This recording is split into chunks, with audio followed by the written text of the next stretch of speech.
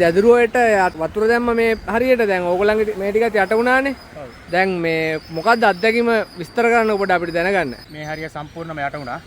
යට වෙලා දැන් අර පේනවා ඇන්ටි ඒක තමයි කඩේ සමග ගේ තිබ්බ ව්‍යාපාරික සහ ගෙදර. ඒකත් සම්පූර්ණ යට වෙලා දැනට ඔක්කොම කැඩිලා තියෙන්නේ. දැනට අපිට 25000 අර ගෙවල් සුද්ධ කිරීම සඳහා 25000 ඒ ගාස්තුව නම් අපිට හම්බුණා. ඒක අපිට දැනට මදි. ඒ නිසා අපිට ව්‍යාපාරිකය කරගෙන යාම සඳහා මේක ණය ආරම් මේ වැඩසටහන දැන් මම කරගෙන යන්නේ. ඒක තවත් කල් යනකොට අපේ ව්‍යාපාරිකත් බලා ගන්න ඕනේ. ළමයි ඉන්නවා ඉස්කෝලේ යන ළමයි ඉන්නවා යාලාටත් අධ්‍යාපන ලබා දෙන්න පොත්පත් ගන්න ඕනේ. ඒ නිසා දැන් මම මේක ණය ආරම් මේ වැඩසටහන කරගෙන යන්නේ.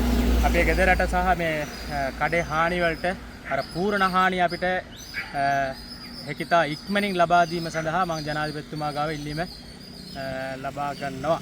ඉල්ලනවා. එතකොට දැන් මේ කොහොමද එකපාරටම වතුර වැඩුණාද? මොකද උනේ එකපාරටම දැන් ඔයගොල්ලෝ මේ ඇල අයිනෙම වගේ ඉන්නේ. මේක වෙල්ලා එකපාරට කියන්නේ මේ පාර දෙදුරෝයේ ඉංජිනේරුවෝ ඇවිල්ලා පාලනය කරගත්ත විදිහ තමයි වැරදි. ඒ කිව්වොත් දවස් 5ක්ම දෙදුරෝයේ වහලා තිබ්බේ. එයාලා ඒ දවස් 5ම වතුර ඇරිලා ස්ටෝක් කරන්න නැතුව වතුර ඇරිලා තිබ්බනම් මෙච්චර ලොකු හානියක් වෙන්නේ නැහැ. ගම් වතුර එනවා ඒත් මෙච්චර ලොකු හානියක් එන්නේ නැහැ. අපිට රෑ 1:00ට පාන්දර 1:00ට විතර තමයි කෝල් එක ආවේ ගම් වතුර දාන්න යන්න ඉක්මනට මේ බඩුවල ඔක්කොම අස් කරගන්න කියලා. දැන් ඒත් දොර ඇරලා තමයි මේ කෝල් එක දුන්නේ. එතකොට අපිට ඉක්මනට බඩු ටික අස් කරගන්න බෑ. තියෙන බඩු ටික ගියා. මම දවස් 4ක් ගම් වතුරට යට මේ මෙදිහත් වෙලා පාලමුඩ තමයි මම හිටියේ දවස් 4ක්. පාලමුඩ දවස් 4ක්ම හිටියා. 4ක් පාලමුඩ හිටියම. ඒ කියන්නේ පවුලේ කට්ටියයි ඔක්කොමද ඔයා විතරක්ද? මමයි තව අපේ අයියා කෙනෙක් හිටියා පාලමුඩ. පාලමුට්ට වෙලා හිටියා. දැන් මේ BBC එක එතකොට මේ වගේ ජාත්‍යන්තර මාධ්‍ය දැනුවත් කරලා තියෙනවා මෙහෙම ලොකු ටොනේඩෝ එකක් වගේ තත්ත්වයක් ලංකාවට බලපානවා කියලා. එතකොට ඒ තත්ත්වය දැනුම් දීලා තිබිලත් අපිට දැනගන්න ලැබෙන තියෙන ආරංචි මාර්ග හැටියට කාලගුණ දෙපාර්තමේන්තුව පවා මේ පිළිබඳ රෙඩ් ඇලර්ට් එකක් කරලා තියෙනවා. එතකොට වාරි මාර්ගයේ මේවා ඒකාබද්ධ යාන්ත්‍රණයකින් ක්‍රියාත්මක වෙලා මේ දේවල් කරපු නැති හින්දා ජනතාවට නිකන් සමූල ඝාතනයක් වෙන්න සිදු වුණා වගේ වැඩක් නේද මේක?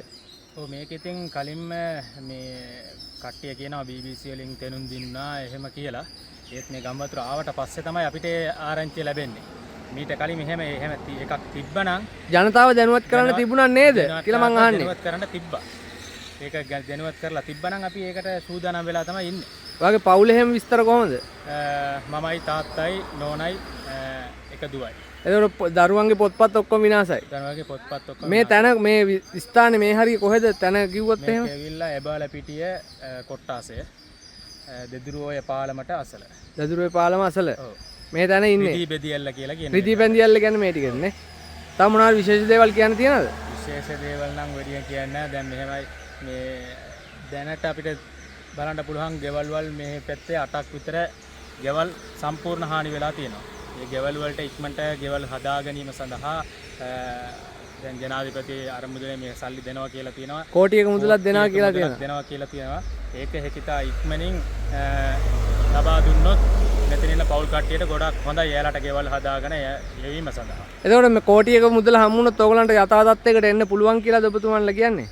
සාමාන්‍යයෙන් ඉතින් අපි කියන්න ඕනේ බැලුවොත් පුළුවන් නේ ඉතින් මේ කෝටි ඔයගලන්ගේ ව්‍යාපාර ටික කරලා දැන් ඔයාගේ ව්‍යාපාරය සම්පූර්ණයෙන් විනාශ වෙලා. ව්‍යාපාරික සම්පූර්ණ විනාශ වෙලා. විනාශ වෙලා තියෙන්නේ ඒක හොයාගන්නවත් නැහැ ගේ හැම සම්පූර්ණයෙන්ම ගිහිල්ලා. ඔව්.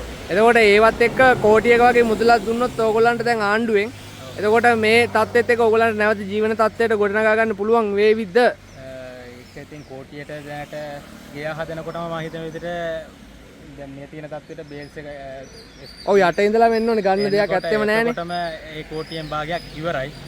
ව්‍යාපාරිකට ඉතින් වෙනම තමයි අපිට ව්‍යාපාරික හානි වුණාට ඒකට වෙනම ව්‍යාපාරික ලැස්තුවක් ලියාගෙන ගියා අපේ මේ සංවර්ධන නිලධාරි. ඒකත් අපිට වෙනම හම්බුණා නම් ගොඩක් හොඳයි. ඉතින් ව්‍යාපාරික හදාගෙන යීමේ සඳහා. ඔයාගේ නම එතකොට? මගේ නම නුස්රාන්. නුස්රාන්. හරි ගොඩක් ස්තුතියි. හරි